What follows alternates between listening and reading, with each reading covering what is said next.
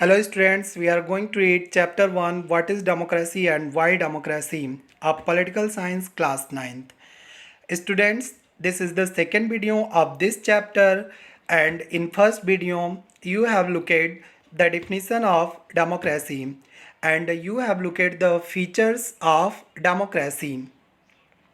अब इसके बाद आप पढ़ने जा रहे हैं वाई डेमोक्रेसी। क्वेश्चन ये है कि डेमोक्रेटिक गवर्नमेंट क्यों होना चाहिए। तो यहाँ पर दो पॉइंट दिए गए हैं। पहला पॉइंट दिया गया है कि if we compare the democracy with the other form of government like monarchy and dictatorship we get it better. बिल्कुल सही। यदि सरकार के दूसरे स्वरूपों से हम इसकी लोकतंत्र की तुलना करें तो हम ये पाते हैं कि ये उनसे ज़्यादा बेहतर है। यहाँ पर लोगों को अधिकार मिले हुए हैं, लोग बिल्कुल स्वतंत्र हैं कुछ भी करने के लिए, कहीं भी आने जाने के लिए, जबकि निरंकुश राजशाही में और निर्दयी तानाशाही में लोगों को ये अधिकार, ये स्वतंत्रता नहीं मिलती है। दूसरा पॉइंट है it is not perfect but in democracy people have full chance to improve them in all fields of life. ये बताया जा रहा है स्टूडेंट कि ये परफेक्ट नहीं है, तो दुनिया में कोई भी परफेक्ट नहीं है, इसमें कुछ कमियां हैं और वो कमियां डेमोक्रेटिक कंट्री में रहने वाले लोगों से ही है। लोग उसको अच्छा बनाना नहीं चाहते हैं। ये लोगों को इम्प्रूव होने का पूरा पूरा मौका देता है जीवन के किसी भी फील्ड में, पॉलिटिकल, इकोनॉमिकल, रिलीजियस, सोशल, किसी भी फील्ड में इम्प्रूव होने का ये पूरा पूरा मौका देता है। स्टूडेंट्स, इसकी अच्छाई और बुराई के लिए लोग कहते हैं कि डेमोक्रेसी बहुत बुरा है या मैक्सिमम लोग कहते हैं डेमोक्रेसी बहुत अच्छा है। तो होना चाहिए तो उसके अच्छाई के लिए, नहीं होना चाहिए तो उसके बुराई के लिए। लेकिन हम ये जानते हैं कि थोड़ी बहुत कमियां तो सब में ही होती हैं। तो यहाँ पर हम चलते हैं, इसके अच्छाई और बुराई को देखते हैं। आप देखिए यहाँ पर दिया है डिमेरिट्स ऑफ डेमोक्रेसी। पहला पॉइंट दिया है leaders keep changing in a democracy this leads to instability. किसी भी डेमोक्रेटिक कंट्री में जो लीडर्स होते हैं वो 5 या 6 साल के बाद जब चुनाव होता है तो वो बदल जाते हैं और उनके द्वारा बनाए गए जो स्कीम होते हैं, जो योजना होती हैं, वो पूरी हो नहीं पाती है। इससे राजनीति में अस्थायित्व की स्थिति बनी रहती है, लोगों का ऐसा कहना है। दूसरा पॉइंट यहाँ पर दिया गया है democracy is all about the political competition and power play, there is no scope for morality.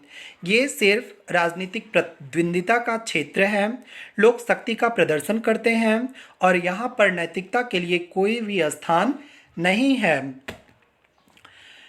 आपने देखा होगा कि कभी कभी लोग चुनाव जीतने के लिए किसी भी हद तक जाने की कोशिश करते हैं, तो कुछ हद तक ये बातें सही हैं।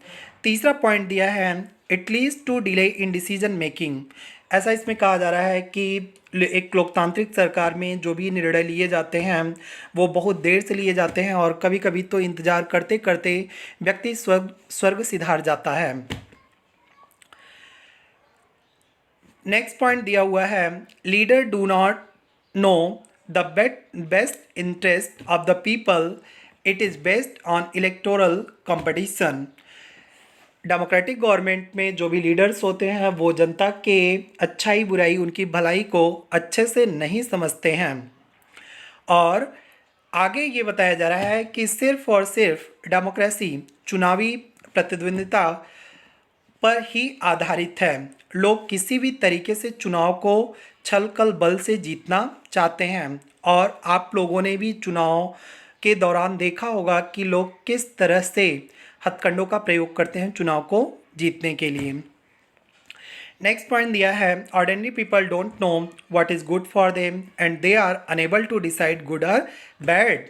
सही है, सामान्य लोग बिल्कुल भी नहीं समझते हैं कि उनके लिए क्या अच्छा है क्या बुरा है और वो तो कभी कभी पार्टियों के लिए अंधभक्त रहते हैं और सिर्फ पार्टी के नाम पे वो वोटिंग करते हैं और उन्हें अपने अच्छाई बुराई का कुछ भी पता नहीं होता है। तो ये डेमोक्रेसी की कुछ कुछ उसके बैकड्रॉस थे, कुछ उसकी बुराइयां थीं, लेकिन उससे कहीं ज़्यादा इसकी अच्छाई है। आइए उसको हम देखते हैं। मेरिट्स ऑफ डेमोक्रेसी, आप देख रहे हैं, it is more accountable and legitimate government. इसके लिए बताया जा रहा है कि ये बहुत ही जिम्मेदार, उत्तरदायी और वैधानिक सरकार होती है। बात सही भी है। आज के समय में आप देख रहे हैं कि आप डेमोक्रेटिक कंट्री में रह रहे हैं और कोरोना से लोग पीड़ित हैं। सरकार कितने जिम्मेदारी से लोगों को अ, उनके घरों तक सामानों को प्रोवाइड करा रहा है। पीडीएस के द्वारा लोगों को ग्रेन्स, खाने पीने की चीज़ों को डिस्ट्रीब्यूट कराया जा रहा है। तो ये सब चीज़ें सिर्फ़ और सिर्फ एक डेमोक्रेटिक कंट्री में ही पॉसिबल है। और डेमोक्रेटिक कंट्री में जो भी चीज़ें होती हैं वो एक प्रोसेस से होता है, तो इसलिए ये वैधानिक भी है।